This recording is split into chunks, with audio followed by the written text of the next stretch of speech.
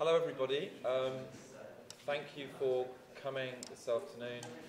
Even bigger thanks if you endured this morning's session and you're back for more punishment. I have nothing but admiration for you. For those who missed the pearls of wisdom dropping not really from the panel but more from the audience this morning, we were discussing the future or utter lack of it of independent cinema.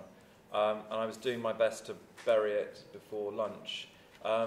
This is the zombie sessions this afternoon when various filmmakers will rise from the grave that I created for them and prove me appallingly wrong and demonstrate for us all the utter vibrancy and rude health that independent cinema finds itself in today. We're going to do 3 sessions, and in part I'm going to attempt, in that way that irritating chair people do, to steer everything back to the obsessions that I was banging on about this morning. But for the most part, I expect to fail in that, either because you, the audience, will make much more interesting interventions and take the discussion off in other directions, or because we'll just be so entranced by the words and the work of the filmmakers that we'll forget about any of the programmatic things I wanted to talk about. To be serious for a second, as much as discussing, I also want this afternoon to be a bit of a celebration of the richness of cinema, and particularly the richness of the work of the 8 out of the 10 Future Encounters filmmakers who are present with us today, for you and indeed an online audience to get to know them and their work a little better. So it is hopefully, as I said, a provocation, but also a celebration of kind of diversity of some really extraordinary work and some really extraordinary makers. And I won't even attempt to draw a lesson out of today. We will just let it distill out into the day. So I'm very honoured to have with me Karni and Saul, who actually have the distinction of not having a film in the festival this year. It's not because they weren't good enough this year, it's because their current film is still in production, but had a film turning here last year that created a stir and has gone on to be an incredible award-winning film. I'm going to declare an interest in that I saw that film here last year and met them for the first time last year, and have subsequently wheedled my way in as an exec producer on their current short, Flytopia, for which I can claim no credit, but I've had the joy of working with them on their next production.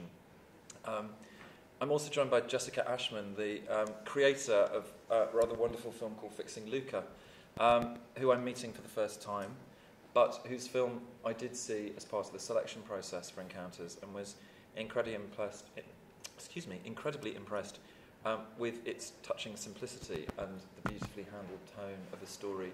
In many ways, a classical story, classically told, but with utter delight and appropriateness. And in fact, I'm going to kick off the session, just to keep these guys a little bit more nervous, with just showing a short clip from Fixing Luca. So I'm afraid I'm being technician as well today, guys, so if things don't quite work, I'm the one to blame. Can we have the lights off? Stay low.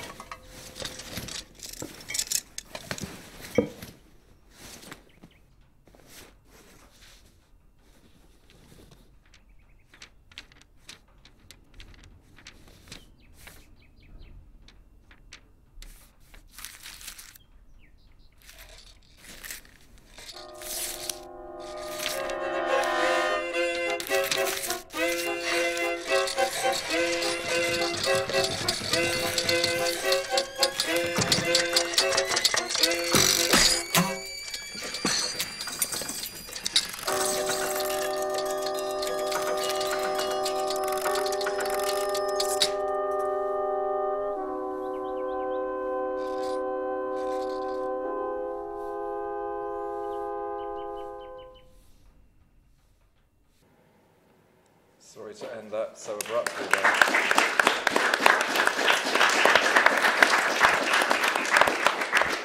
If you want to know what happens, you'll have to go and see it in the animation programme or in the video library, which I would encourage you to do. Jessica, it's a wonderful film and shows astonishing craft and a fantastic grasp of storytelling.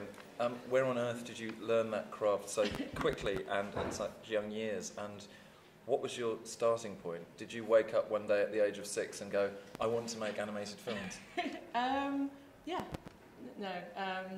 It was, well, I've kind of always been into animation as a kid, just obsessed with things like Aardman and whatnot, and films in general. I mean, kind of that particular story was something I had in my mind for a while, because it's based on personal experiences with having a younger autistic brother.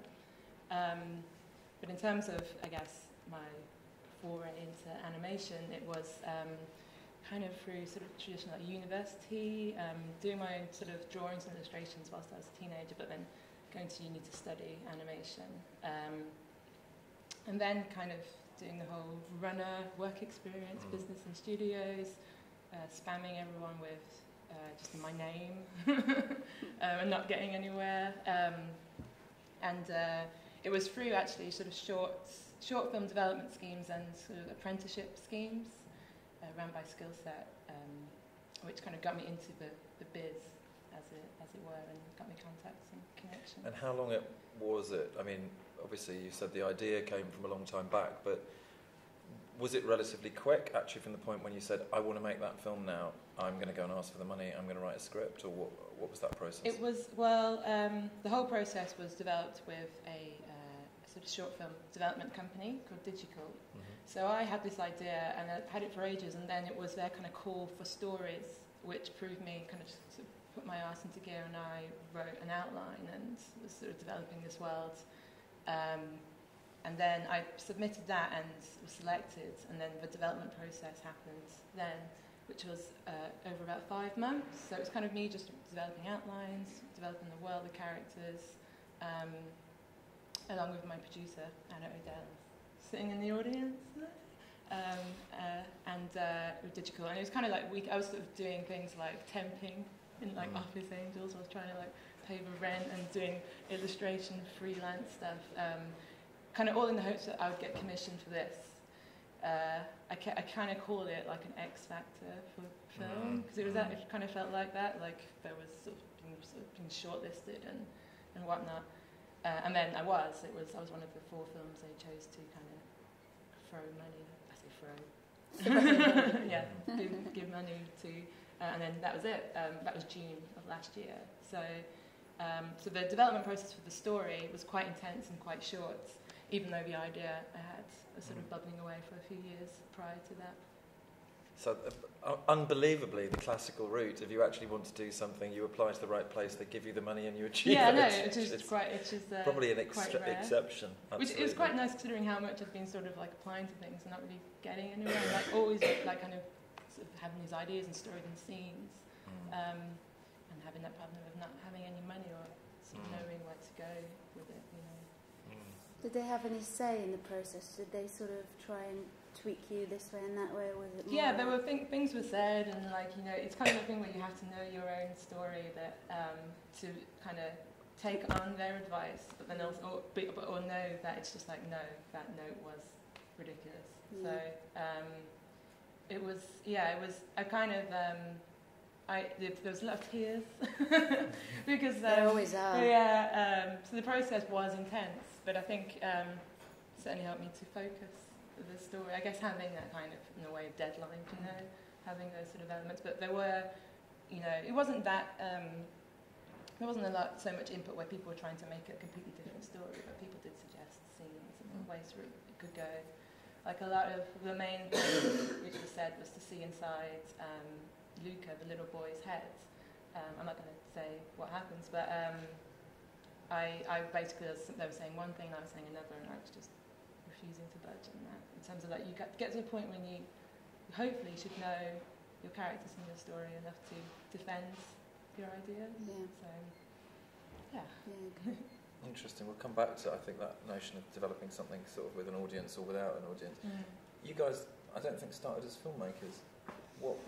What's your talk about your route in, and when was the moment when you went, we want to be filmmakers, or has it still not happened? We started out in Israel. We met in art school 15 odd years ago, and Saul was an animator and I was a photographer. It was a nursery school. We were 5. We were 20. That's true.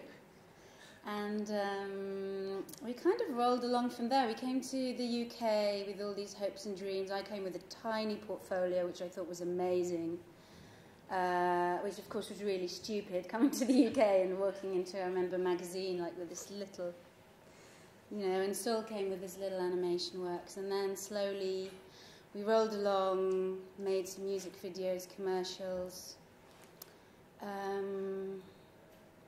Do you want to continue? I'm thinking when to let you. Go for it. We're only half a director each. And then basically, I think when recession started hitting in some strange way, we had more time on our hands. We were making less commercials and less music videos. And we started thinking about ideas for making a short film. And then we saw this really nice short story that we wanted to make into a film, and then we started developing it, and then we got to BBC Drama, and this girl there, who was kind of fond of our work, Claire Cook, encouraged us to, we had the same process as you had, tears and pushing this way and that way, and in trying to get what we thought was our vision done in the best way possible. And then it went on to sort of get nominated for the BAFTA, which was probably the biggest surprise, because it had gone to quite a few festivals, but it was always sort of the bonkers left field film. And then I think something about getting nominated for the BAFTA made it a bit more swallowable. I don't know if you find that. It's like a bit of water for the pill. I always think, I wonder what to think about that, because are people looking at it because it's just got something attached to it as a nomination? But who cares? Probably. Probably, yeah. You know, that's true. But it's good. But then I kind of think, you know, in terms of the festival sort of kind of elitism you kind of get sometimes, like kind of premieres and whatnot. Yeah. I'm always in, and obviously if it happens, it's great because it opens doors and whatnot. Yeah. But But I think left field, or sort of filmmakers generally, it's always good to get a bit of a push, because you're going to be fighting anyway, I think, and you've got your boxing gloves on anyway, and you're going to be pushing and pour anyway, and you've got this vision. So I think any kind of, you know, shift. And actually, we didn't even check the results. We were so sure we weren't going to get nominated that we didn't even check. And some other filmmaker emailed us and actually read it on the toilet. It is pathetic. And I was like, Saul. And we were really broke. Our house got flooded. We had no money. And we were living in some rented weird place with our kid.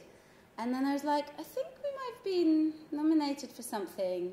You look at this. I couldn't even read it properly. And then Saul looked at it, and then our producer. And then, so we were really glad, you know, about that. Even though it doesn't, you know, mean that much. And that, you know, you want to make your film anyway. Yeah. It doesn't mean that much, except that I guess you realise that you might be getting to more people than you think you're getting. Yeah, no, which might be good. That's true. I think definitely is good. In terms of, audiences and people seeing the work. Yeah. Can I ask what, I mean, this sounds like a daft question, but sort of like what cinema means for you in terms of your own work? Like, do you have, Mark was talking about shorts being calling cards, and I don't see either of your works as calling cards. I think they're works in themselves. But they are also things that bring you attention and the possibility to make future work and go to bigger audiences and so on. Have you got, at the moment, a sort of an idea of, where you want to be or what that film is you want to make and how it might, is it going to be distributed internationally by Sony? Is it going to be in festivals and distributed by word of mouth? Is it just literally, well, it's the next piece of work and I haven't thought beyond that? Do you have a sense of you're building to something within cinema? I think I wanted to talk about it before, but because it's maybe our opinion, I stood back at that in some way us as filmmakers are a bit like, I know a producer once told us that directors are a bit like kids. Producers are their chaperones. And producers are people who put a fence around them to play. And I think there's something... like a safe area. For some people it should work, if that's a good collaboration, in a way. And going to your question, I think we are very much like that we are like obsessed with creating, and I think the thoughts of career lines and everything that was discussed before somehow kind of brushes off you when you're obsessed. Yeah. There's two kinds of stupidity. It's obsession and being naive. Unfortunately, after this kind of things, you're not naive anymore. So it just leaves us the last refuge. With obsession. Sometimes it's better not to know. I find when I surf the internet and when I see what's out there and the amount of directors that are out there, I kind of end up really depressed and thinking, what the hell am I doing? Yeah, totally. I must be insane. No. But then if you somehow forge your own path and just keep doing... Exactly, in a kind of like sort of ignorant way. A very weird way of like a tunnel, isn't it? Yeah, yeah. And ignorance is a good word. Coming back to your question, because we are, we risk everything we have, and we go for it for years on and years on. But it's about obsession and ignorance, and that's why I think it's important that filmmakers are standing on one side, and producers are there to bring it forward. But on the other hand, I have to say, that's kind of one way of looking at it. But we do think, we'd like to do a feature. Of course, we think that. Yeah. Or we'd like to develop. There's aspirations there, I think. Yeah. But I think, I don't know, maybe it could be a bit cynical to be like, right, this short is only for this. Yeah. I think that'd be like a plan. We don't have a plan. We're not that well organised, I think, to have a plan. And also, like, money-wise, you couldn't have a plan no. anyway. So you can hardly actually get it done. I really think one step at a time as well, because like by the time I don't know about you, but you get sucked into your short, you get spat out, then you get sucked in and spat out. I feel it's like surfing the waves, or you're just trying to hold on to the surfboard. If you're on it, you're okay, you're just going to... Maybe it doesn't relate to people who went to film school, where maybe there's a lot more preparation for this industry.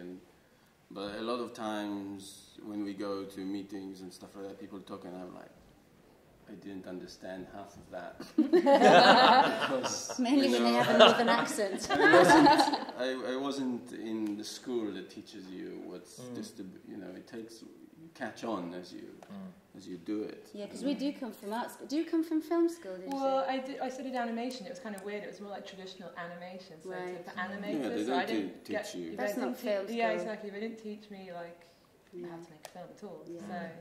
and at the same time, it was kind of art school, but not quite, So yeah, definitely not from that kind of background. Which I think is quite interesting. I mean, it's quite hard. Me and Saul are saying that I don't know about animation, like pure animation, but with live action, there's this sort of smooth machine. There's this machine waiting for you to enter, and it's got the DOP and the art director and all the runners and kind of the script, and everything's like rolling along. And then if you come in and you want to shift it, it's kind of really hard. It's like meant to go in a certain way.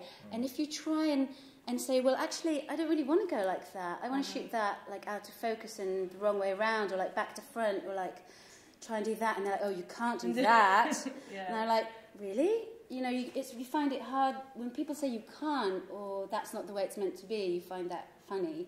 And then you try and fight it, and then you realise it's kind of forging an interesting way within that, or trying to work the machine to go, with you, because you want it to work at its best. But you don't want to be in that formulaic system where you're just going with what's meant to happen, what's easiest. So it's interesting. You talked about the mix of live action and animation, and obviously your work has both, and yours, Jessica, at least at this stage, is live action. But they both of them are in a sense fantasy worlds. We're going to have a look at a clip from Turning in a minute. But I was having a conversation on a panel with some people, including these artists, Alan Owl, who are artists who work in CGI, and they make short films and they also make installations. And we were talking about, the differences between live action and animation and fantasy worlds and so on.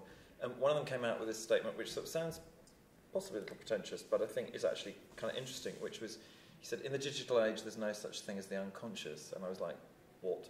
It's the thing that you feel like it's going to be on a T-shirt. What does it actually sort of mean? But the kind of point he was trying to unpack was that, particularly with media all around us, and particularly with the ability digitally to manipulate anything into anything, those kind of distinctions between, oh, that's real world, and oh, that's dream sequence, the sort of, we're going to have a wobbly dissolve and go to a fantasy sequence, guys, or whatever, is sort of gone, not only within filmmaking itself, but actually kind of within our lives. We've sort of got our, advertising is like, our desires are sort of plastered up, supposedly, on the board around us. And I think it's kind of interesting that you're very deliberately, at least in these works, working in telling stories in worlds that aren't real, quote unquote. They could be perceived as dreams or fairy tales. And is that something that is that a conscious decision? Is that just something that happened? Do you have a feeling that world is as real as the real world? And is that kind of one of the reasons why you use the media that you use to tell it in? If you see what I mean? Does that make sense? I think it's our escapism, isn't it? Yeah. I mean, we've got to escape to something, and I mean, like in terms of how you treat that world you create, it's no different from the real world in terms of like how you, at least in terms of how people behave and act and emotionally, and also how you physically make it is quite real. Yeah, exactly. We tend to swallow it very differently. What's funny is I think you get this. When you're inside a film, I don't know if you get this as well. You think that reality is the real reality. It's sort of weird. Yeah, we disagree sometimes. But what I think, personally, is that I think you get a different perspective once you're in something. You're sort of doing it, and it's there, and it's physical, and you're making...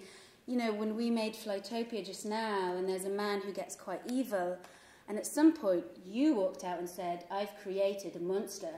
And it does feel like you're creating something really, and it doesn't feel so fictional, because you're working really hard and actually on it. That's live action shoots. He's dismissing us. Let's get him off the panel.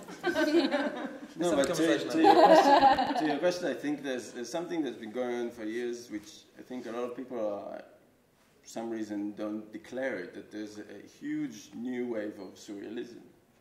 Everything is surreal. Commercials are, we've got balls falling to the sky, and because people we have the tools to make fantasy look completely real. It's definitely everything I look around, especially in commercial video, looks like surrealism. But it's not just the tools. I think it's the need. I think people want escapism. They want fantasy. You've got real life all around you. I don't really want to tell something that I can just see. Yeah, at least in terms of animation as well. That's kind of why that excites me as a format. No, even though now you can blur the lines, and that excites me too. But that's kind of the whole reason I started animating. Is like the worlds you can create, even with the textures, because the textures of Fix and Luca are going to be different because models and whatnot it's made. But you can now, there's the possibility to do that, and like you said, in ads and whatnot, you can do that for real. Yeah, I mean, it's a real advance that wasn't there 20 years ago. You can make stuff, just complete fantasy, look completely real with today's digital age. And but even if you don't... People are riding on it still. Yeah.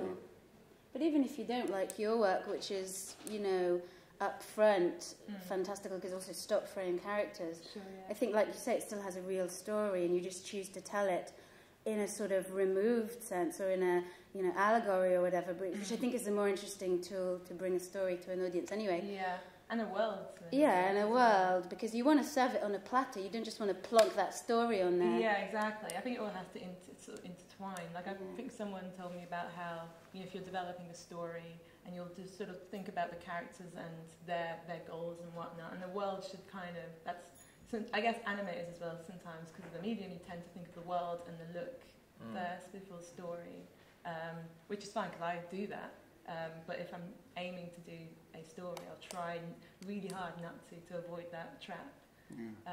But I think the world should entwine, and that kind of makes it real in itself, you know, like kind of what we were saying earlier in the panel earlier about being involved. You go to a cinema and you're immersed in this world. I think. Yeah, there's something about pool, you know, once when cinema were king, you could go in and you watch a film which was, you know, looked kind of straightforward and had a good story, and that was enough to pull. And now people are desperate to pull people in, and there's something about fantasy that shines and glitters that I think brings, although it's overused now. So well, let's go dip into your world. I want to show a little clip of Turning, and then we'll pick up that conversation.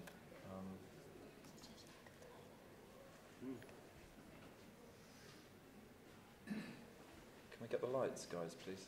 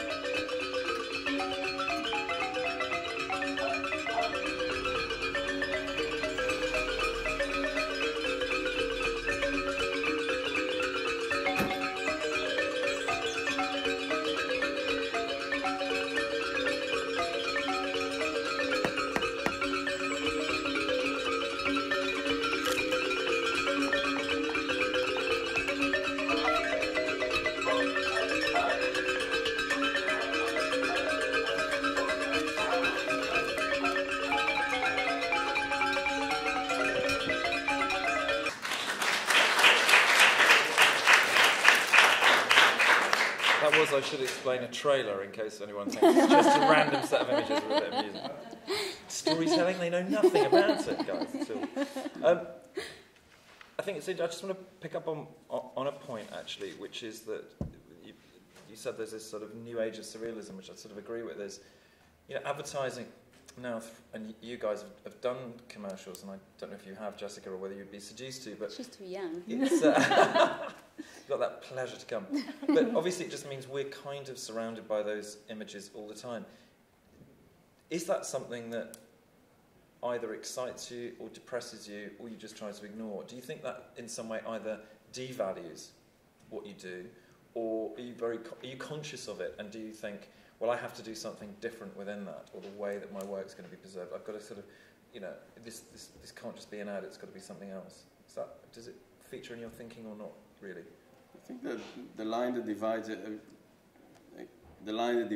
is story. I think what's obviously lacking in commercials is the passion to tell a story. And look-wise, I think it's going back to obsession, and it's not something that I think you can control. You do what you like.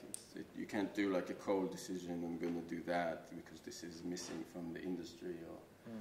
But I think definitely the thing of the story is, you know, is huge, and I don't think there's a huge problem for us to move to cinema with the same kind of look and ideas and visual ideas that we apply in commercial. It's just about telling a story in an interesting way. But the truth is, I think we never really fit into commercials very well because we're quite dirty and gritty, and I think commercials are usually about shiny and glossy and a little bit removed, and I think that's what we always found was hard. And the few commercials that we do more music videos, or at least we did, and the commercials that we did do were ones that let us be a bit more free, and then obviously we'd do our best to get as much creative energy in there. But a lot of times you get slammed down by usually the client, you know, wanting you to be glitzy and removed and everything you don't want to be. It's kind of a and show the coke. Yeah, like, because I guess it's that kind of weird sort of like, they're going in, it's like taking you as talent, but then it's like, oh, love yourself, love yourself. But then they want to tame you. Then yeah, it's not really, just want to kind of make it to a sort of form of what it isn't, you know, which... Well, the funny thing is that it's a very, I think, good school to do commercials, because you do have a little gap year when you do short, but as soon as you start to talk to people about feature film, a lot of parallels about the world and the language commercial people use and feature people use are very similar. Like about money. Research. It's just maybe depressing, but that's... Shorts is like that's why I do love shorts, because it is like a little protective, like playpen in a way. I mean, as hard as it is to get it, once you've got it, there is this sort of lovely, if you get it right somehow, this little playpen where you can really try and understand what you want to do and make it quite cheaply and try and realise it, you know, and not too many people hopefully will interfere. I think it certainly helps you kind of like, in terms of if you're thinking of what you're going to do as well, and story as well. It's like warming up, it's like doing the stretching. Yeah, exactly. Like just, I guess, I like to think that if you can get it in a short, you know, like you can kind of get the mechanics, hopefully it'll kind of help you understand on a bigger scale, you know, and you get that, and you, like say, you get that freedom, which obviously you wouldn't get on that. Can I just say on questions, can I just hold them, I just want to go through a couple more generic things with the guys, and then we'll do a kind of, I'm just going to open it up in about 5-10 minutes, if that's all right. Yeah, I don't have to shoot, but that's oh, well, okay. Chip, it's only but just a very quick question, really. Right? You talked about the films that you make, they're like a form of escapism and real world, real life. People have real life all the time. Mm. Do you hope, though, that your films impact on real life? I mean, and how do you think that happens? Because if it's just escapism... It's not escapism. I think when you tell a story to a kid, he becomes mush. You know, he's taken away from his reality, and then you have. But he also learns stuff. And then you have the rare moment that you can teach him something, and I think it's not far away from a storyteller that has. Obviously, we don't want to just take drugs if you just want to escape. That's a good idea. Let's all go and take drugs. No, but actually, you know who said something really nice? Because a lot of times me and Saul, we come originally from Israel, and that's a real battle zone, and that's real life. And I think for us, escapism has a double meaning. And a lot of people ask us, you know, why don't you deal with Jewish subject matters and Palestinians and Jews? And we were like, actually, we've lived through that. We don't want to make films about that. But of course, we probably will come round and make them. But there was this it was a first AD, a really famous old grumpy one. Do you know who I mean? He went up at the music... Barry, like a grumpy AD who got up at the music video awards a couple of nights ago, and because we always battle with, does it mean anything what we make? Is it just like masturbation? And if so, why are we working so hard? Masturbation and drugs. It's sounding better all the time. And then this guy came up to the stage, and I don't remember what he said, but Saul does, and it was really good. Did I call him? No, but it was... No, he did say... What did he say exactly? He's an old guy. Well, he's not that old. He's only 60, and he got Life Achievement Award in this music video. And he said, well, you get a Life Achievement Award, you ask yourself if you've done something worthy. And he said, filmmaking is worthy because you go out there and you make something that, like you say, you bring people in, you take them for a journey, and if you're lucky, you make an impact. And he said he thought it was worthy. He thought it was a worthy thing to be doing. So we felt worthy. So we thought, oh yeah, he must be right. Instantly, I'm never going to think it. He just made it feel like he's like a big man and he speaks like this, as it really is worthy. And we're like, yeah, it is worthy. I mean, that raises the question of audience, doesn't it? And we kind of touched on it this morning, and I know I went on a bit of a rant about it, but when you're making commercials, when you're in certain situations trying to get financing for a feature, people bang on about who's the audience, blah, blah, blah, blah, blah. You know, and I think we all take that with a pinch of salt. But I'm just interested in the creative process. At what points are you or aren't you aware of audience? Is there times when do you never think about it? Are there points when you just don't want to think about it because you're just making it? But are there times, as you would if you were sitting down to tell a story, when you're kind of aware of who you think you might be talking to, or you are aware of their responses, and how you know, in the absence of it being a live medium, because it is after all recorded, how do you sort of, do you have an ideal audience in your head? How does that work? Yeah, I mean, I will think of the audience in terms of if they can understand what I'm sort of doing, and like especially, I guess, in script form, if you're trying to write visually. I don't think I think about them completely all the time in terms of like, you know, when I think of an idea, I'm not thinking this audience will love that, but I think definitely you have to keep it in mind, because if I'm going to making something, I want them to understand, so I get that feeling at the end. So I think you kind of have to think of at least what this image is going to say to them, you know, a way to kind of craft it so that they can get it away, they can get the meaning, because I think that would be, I would feel satisfied that that's kind of done, at least in short film, that I've done something I want to do, you know. That makes sense. And you were talking earlier, Saul, about, you know, kind of directors being kids and producers being, which I kind of recognise that. Yeah, big kids pretending to be adults. But do you feel there's a moment when you want to have that engagement with the audience directly, or that is part of what you need to do, or is it that you need the right people around you to ensure that the film's getting to an audience? I think that there's so many stages in filmmaking, and you need to be really careful. I think one of the first tips, if you look through like how to write books, the first thing is don't show your mum your script. You know, don't show your mum anything ever. I would say was a general rule. You need to choose who you're showing. I think that when you read the interviews with directors, they always get asked this. Not that the question is not original, but they always get asked who's their audience, and it's always either themselves, which I completely relate to because you are your first audience, or the people, but that's completely abstract. For us, I think, especially for me, we make and write for duplicates of myself. But wait, already because we're two, and that I would say that's something quite good, that we are our worst critics of each other. We're the first ones to scrap each other's works, you know. Yeah, it's very good. And I think in that way we already have an audience, because I've got to make sure Saul is pleased and I'm pleased. Of course, that gets a lot more complicated when you're married, because you might want to get back at each other as well.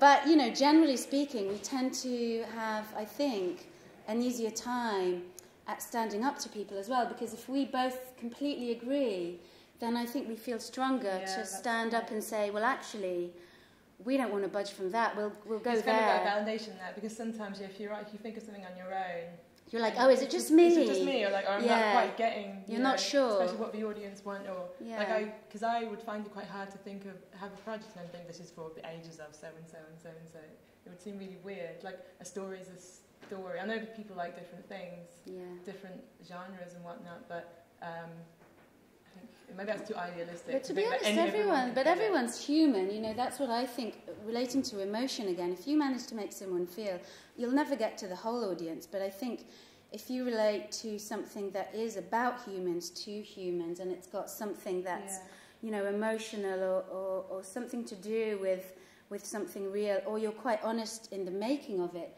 I think you've got some chance of coming across and getting to this, general subconscious or other people. And I really disagree. Some people who I won't name, think we're, very artsy or whatever and not connected. But I think we are, because we've gone through a whole range of music videos and commercials. We've had to relate by force to a whole group of people and to commissioners and other people. So we know a lot of times, when stuff is not going to sit well. And I'm not saying we always know, but we've got a pretty good guess, and we are connected, and we do care what people, think and say. And I was even quite chuffed that Jessica was saying, she used some of the stills from Turning to, pitch her film, which is really interesting. It's like how the ball rolls, Do you pay for that? But I think that's great, I think there's a good... Actually, I have a blackout. That never happens to him. It's me. I can't remember what I wanted to say. Well, I think what's interesting is that both of you, you've got, both teams, if you like, you've got very, very precise visions, but actually you've forged them in a place of collaboration, or at least of sort of testing. It's not necessarily that, if someone goes, I don't understand that, whereas, my pet hate, as you would have gathered from this morning, is focus groups. the sort of, the focus group didn't understand it, we've got to change it. Actually, the intelligent response is, solve the focus group. It's well, maybe there is something going on here, but that doesn't necessarily mean I change that bit. It's like maybe the way I got you into it, or the way I got you out of it, or something. There's other, and that sound, this is the sort of process we're describing. In the spirit of being collaborative, does anyone in the audience want to, we could talk for a lot, but does anyone want to chip in at this point? Because if so, do raise your hands. If not, we will keep talking very happily. Right, we're going to keep talking. Yeah. No, there is one. It's not really a question, just more just the point that you were making about. It's kind of quite a confusion between thinking about your audience and who your film's for, and then what you were saying about, focus groups and everybody's different opinions. And in a way, I mean, I do agree with you completely that you do have to think about who your film's for, but you also do have to absolutely keep your own vision, because at the end of the day, everybody, you can't make the perfect film and everybody sees it. You can't please everyone. Some people are going to love it, some people are going to hate it, and it is difficult because, and I like what you were saying about the two of you being quite strong there, because it is hard when you're on your own. It's like, people tell you one thing and somebody tells you a completely different thing, somebody else tells you something else, and in a way, you've got to kind of be really true to your own vision and to the story that you want to tell. And as you mentioned about making the film for duplicates of yourself, it's like there'll be lots of people that do love the film, just as many as that don't, I suppose. So it's quite a difficult one to know if you're which way to go with that, I find. And you know what the most interesting thing is? Sometimes the things you hate to start with are the things you love most. Things that sort of grow on you that you're not sure about, that you think are weird, and then you completely fall for them. It's like falling in love with like the ugly or weird character I find in films.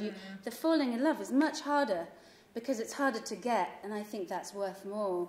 And in a way, I think that's really worthwhile. And therefore, I think, let's say, a captive audience is sometimes crucial, because I'll be the first one to flick away if a film bores me, but sometimes I'll sit through, and really be rewarded with something, with a world or a view, and I think that is something really precious and special.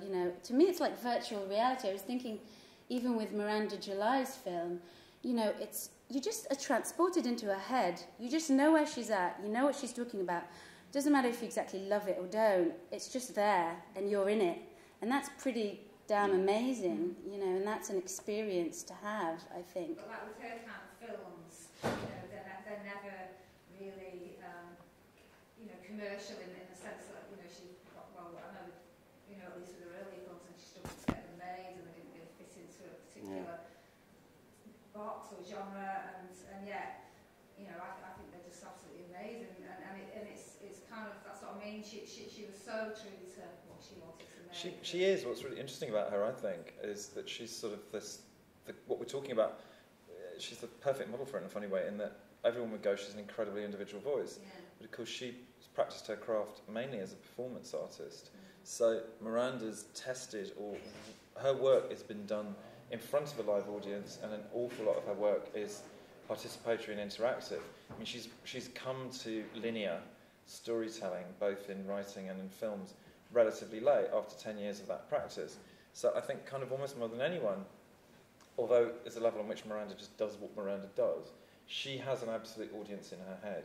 She probably understands better, I can say this having been an executive on one of her films, better than most of the executives on her films, or the distributors, actually how an audience is going to respond to her film. And she is uncannily right about it, even to the point of going, this is the bit that half the audience is going to really hate. This is the bit I'm going to get slagged for in the review. This is the point when people are going to get bored and irritated and say it's way too cute. And it sort of really seriously takes the wind out of your sails when you're about to go, right, okay.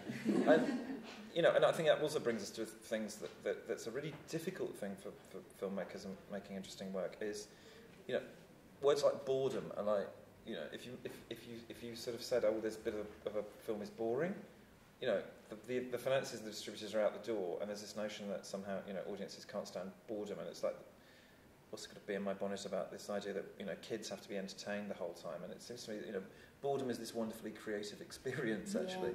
And if you can lead an audience in and keep them through that, that's a fantastic thing to do. And I think that's a really interesting point about the captive experience. And one of the tough things about not to be, once an audience have paid 10 quid and come into a cinema, they're probably going to stay, even if they're thinking this bit's a bit shit. No, but that kind of divides the line in cinematic language. That's the problem I see, that then you can't create cinema that will go either here or there, because you need to make a decision, okay, my films are going to be in cinema, so I can allow myself those 10 minutes of being difficult. Yes. Because they enjoy the first half hour. But if it's going to be seen on a laptop or at home, this is the 10 minutes. Everybody knows we're gonna lose them. So it basically makes an waves, effect. Like if you have little waves. No, but your waves are bigger in the cinema. Your waves are bigger. You can have a really flat bit when the wind's gone down. What's all this metaphor about surfing and raining? Coming back to the focus group, what's interesting is that our culture has kind of a wonderful multi-billion test that's been done in the last 20, 30 years, which is, the Hollywood shit machine. They do films by focus groups and sitting through loads of, people, and it's crap. Not even people just out of the street don't enjoy them. Because maybe it's just too many people's opinions. Bland, I think it's just very literal. It's like if you sort of say to kids, do you like beans or don't? You can predict the answer if you just give them to them. Yeah. They find out whether they like it or not. It's just quite, It's like your kid eating right, you know what I mean? Bland pasta all the time. They can and always they eat go, I just like pasta with nothing. Pasta with nothing. What's been your best experience of showing your films? It's interesting. We talked about maybe where you think you might aim them at, but this was the moment when it really clicked, and what were the circumstances of that? We had, there was a screening, and we got into a festival called Cannes in a Van, where it's two guys who drive to Cannes in a van and then show films out the back of it. And they get moved along all the time, but, and there's like a kind of red carpet, and they've got suits and stuff. They had, it's amazing. They had like an award ceremony for the festival in London called the Van Doors. And they were showing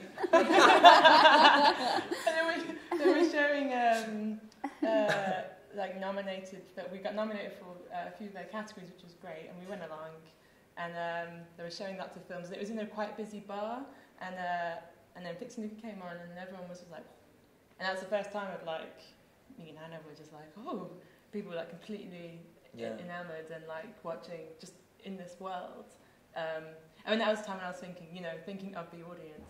It's good when this happens, and that's been a positive experience. And hearing it's not exactly a funny film, but hearing just people's kind of smirk, random bits which aren't meant to be funny, or just commenting on it as well. The comments I've got back.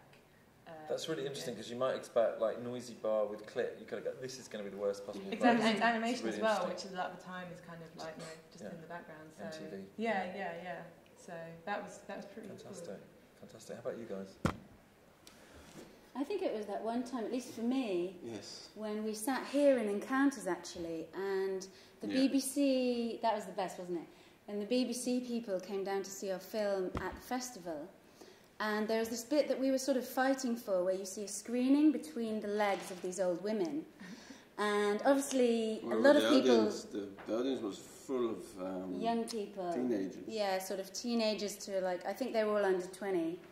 And basically, when that scene came up, they all completely laughed hysterically, and there was lots of talking, and the cinema sort of came alive. And then the BBC guy turned around to us and said, now I understood your film. It took him the reaction of that audience. I think it's not that he didn't get it, because we got funded and they supported us and all that, but it was as if he needed that, like a connection, from the audience, and even we needed it. There was something about that was very immediate and kind of right. We pulled up a contract for our next shot, and he refused.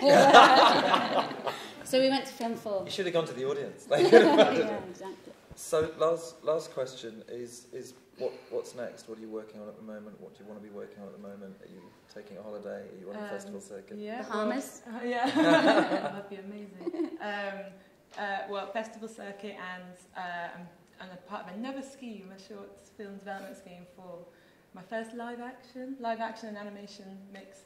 That's why it was. We should watch our backs. Yeah. Well, this is a bit strange. Kind of Ray Harryhausen inspired Nice. craziness.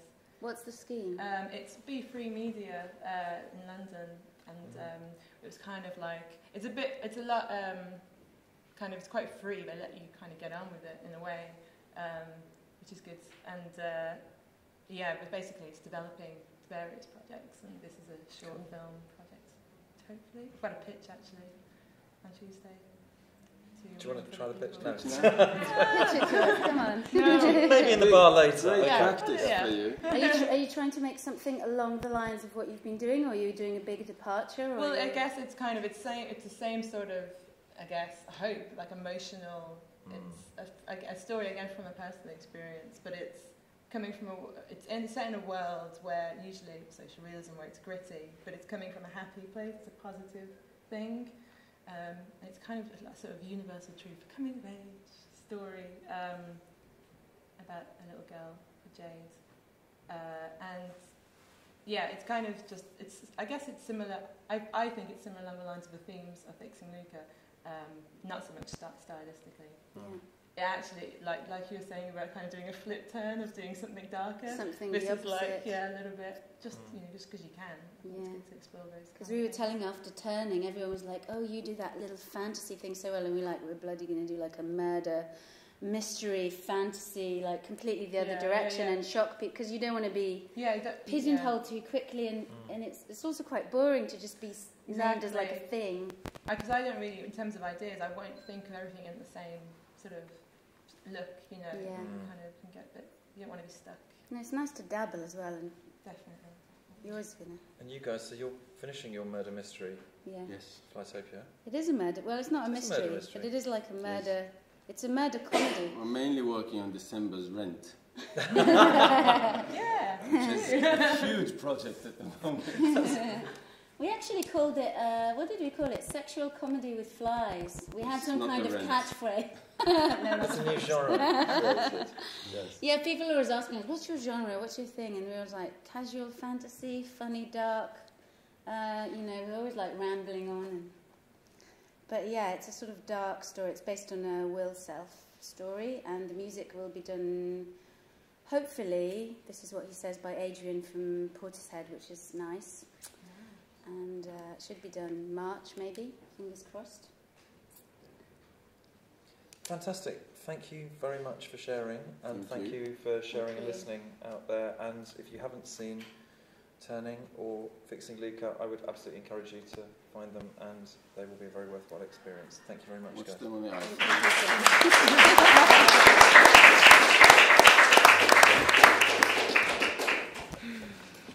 Thank you, lovely people. She's next in the guillotine.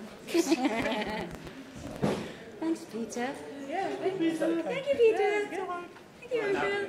Yeah, sure, let's go and get a coffee. Yeah, let's go and get a coffee. Would you like me to go and get you one? No, I'm going to come out, actually, kind of, yeah.